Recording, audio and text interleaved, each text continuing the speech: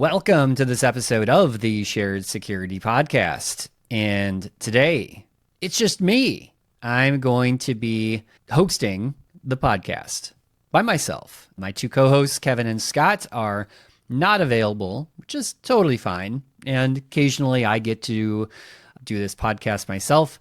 And I don't mind. We can make this a little bit of a shorter episode because we do have one topic in particular that I do want to talk about today. It's kind of two topics, but it is the same theme, and that is AI, right? We've talked a lot about AI on this podcast, and there's been other podcasts, and it's kind of like what everybody is talking about these days. But there's two things that made this the subject of this podcast. And the first one is I saw someone post on Reddit in the privacy subreddit that there are some new privacy changes to eBay, and they are now another company that has kind of secretly and silently put in this clause in their privacy policy about how they can use your data now for AI training. And of course, they've kind of hidden a opt-out of this AI training. And it's been a little bit confusing because they specifically state in this preference that you can toggle on or off that it's specifically for users in the EEA, that's the European Economic Area, which is EEA. I don't know what geography in Europe that consists of, but nonetheless, somewhere in Europe, UK and Switzerland can opt out. What they don't specify is the United States and whether or not you can opt out. Now, you can opt out. So I actually did test this. I am in the United States. And as long as you're logged in with your eBay account, you'll get a little notification that says you are opted out. So it's kind of confusing. And I'm assuming that they don't specify the United States because, well, we don't have any type of federal privacy law except for California. But again, I read the privacy policy and it was just very confusing. But again, this is another company that we just have to worry about in terms of how they're going to use our information in these AI models and in this AI training. So I did want to share that with everybody that if you do have an eBay account, make sure you read the privacy changes, and we will highlight that in the show notes if you have not seen those yet, because this has not been widely advertised. This was just somebody on Reddit had just found it that, hey, they've changed this. And ironically, I actually got an email today from eBay saying that they're rolling out a new privacy policy and here's the changes. So we actually may hear more about this by the time this episode is released. You may know more. We all may know more, but I did want to give everybody a heads up on that. And so thinking about how these companies are using our information for AI training, and they're kind of going about in a way that's not as transparent as I think many of us would like to see, it kind of drives the conversation now about the other related topic, which is how is AI making privacy for all of us normies obsolete?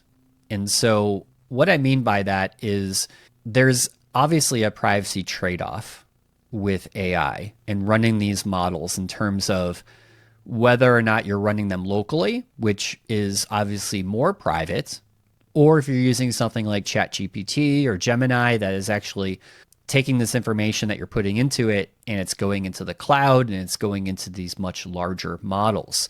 So I looked at this thread that was on Reddit and I thought it was interesting seeing how we all are changing the way that we think about privacy in this now new world of AI where everything has AI embedded into it now. Whether we like it or not, these are things that are happening with every company.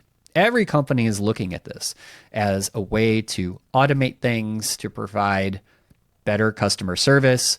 I would argue maybe in some cases it's not the best customer service and it's actually not improved. I mean, have you used any of these AI chatbots on some of these websites that you might be using? they're not that great. So not a whole lot has changed there, but I think it's interesting to think about it from that perspective of how has our privacy changed when we're using these systems.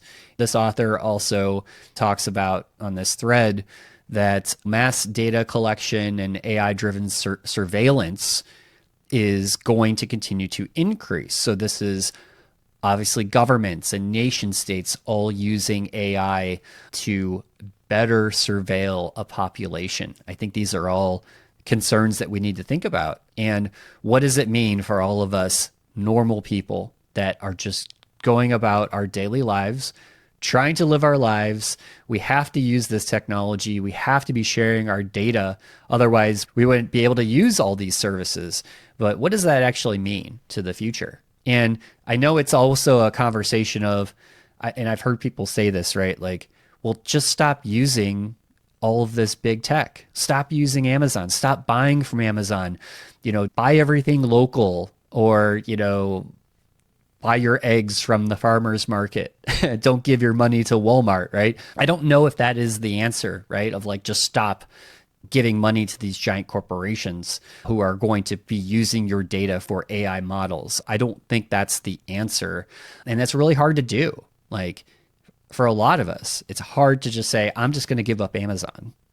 I mean, I don't know about you, but it's giving up a major convenience.